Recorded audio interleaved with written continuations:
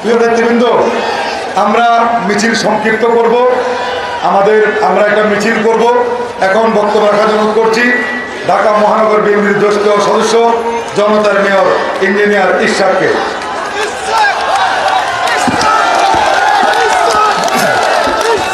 বিসমিল্লাহির রহমানির রহিম। দেশনেত্রী বেগম খালেদা জিয়া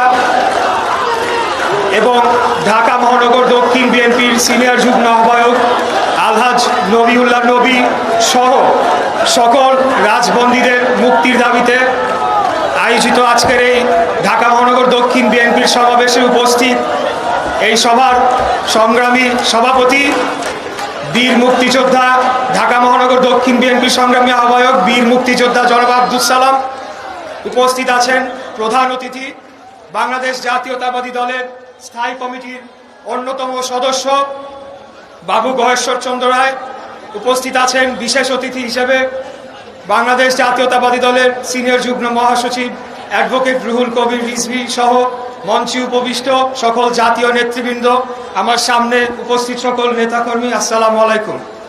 আমি আজকে বক্তব্য দিব না। আমি সিদ্ধান্ত নিয়ে এসেছি আজকে যারা ঢাকা মহানগর দক্ষিণ বিএনপির নেতাকর্মীরা রয়েছেন তাদের সাথে আমি কিছু কথা বলবো। প্রিয় ভাইরা, আপনারা জানেন যে আমাদের নেত্রী দেশনেত্রী বেগম খালেদা জিয়া আজকে বিশ্ব মা দিবস।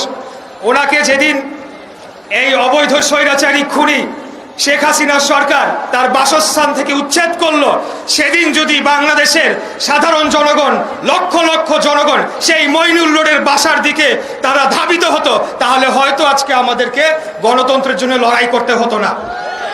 আজকে একজন অবৈধ ভাবে একজন বিচারপতি রায় দিয়ে যখন তত্ত্বাবধায়ক সরকার ব্যবস্থা বাতিল করলো, তখন বাংলাদেশের সাধারণ জনগণ, লাখো লাখো জনগণ যদি সেই হাইকোর্টের সামনে অভিমুখে তারা পদযাত্রা করত, তাহলে হয়তো বা আজকে আমাদেরকে এই অবস্থায় আসতে হতো না। আমি আপনাদেরকে শুধু এতটুকু বলতে চাই যে আওয়ামী লীগ তারা গণতন্ত্রে বিশ্বাস করে না। সেই 1975 সালে বাকশাল প্রতিষ্ঠার মাধ্যমে তারা গণতন্ত্রকে হত্যা করেছিল, বাংলাদেশের মুক্তিযুদ্ধের চেতনাকে সম্পূর্ণভাবে ভুলুণ্ঠিত করেছিল এবং বাংলাদেশকে একটি দাস রাষ্ট্রে পরিণত করার চক্রান্ত বাস্তবায়ন শুরু করেছিল। আমি এই গত 4-5 মাস আগে আমাদের যে হরতাল অবরোধের কর্মসূচি, সেখানে আমার অনেক সহযোদ্ধারা আজকে আমাদের সাথে উপস্থিত আছেন, যাদেরকে সাথে নিয়ে আমি একটা জোনের দায়িত্বে আছি ঢাকা মহানগর দক্ষিণ বিএনপির। তাদেরকে নিয়ে কোনোভাবে গ্রেফতার এড়িয়ে মিছিল, মিটিং, আন্দোলন, সংগ্রাম যতটুকু করার আমরা করেছি।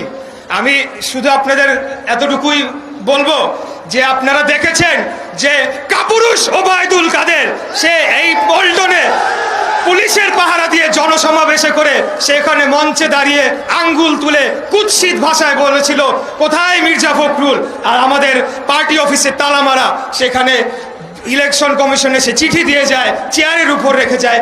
এরকম তারা একটা বর্বর আচরণ করেছে রাজনৈতিক দল হিসেবে।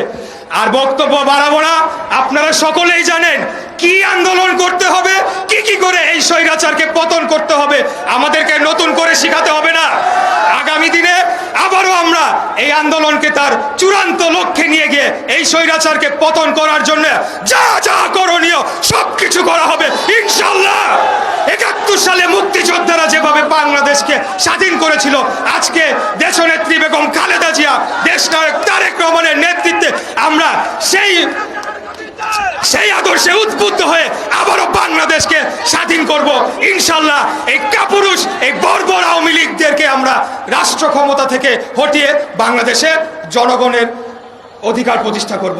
আমি আর বক্তব্য দীর্ঘায়িত না করে আগামী দিনে আন্দোলন, সংগ্রাম, লড়াইয়ে সর্বাত্মকভাবে আপনাদের পাশে থাকার প্রতিজ্ঞা করে আমার বক্তব্য শেষ করছি।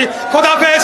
বাংলাদেশ জিন্দাবাদ, বাংলাদেশ জাতীয়তাবাদী দল জিন্দাবাদ, শহীদ রাষ্ট্রপতি জিয়াউর রহমান অমর হোক, দেশনেত্রী বেগম খালেদা জিয়ার মুক্তি চাই, আমাদের নেতা দেশনায়ক জনাব তারেক রহমান জিন্দাবাদ, জিন্দাবাদ, জিন্দাবাদ। আসসালামু আলাইকুম সবাইকে।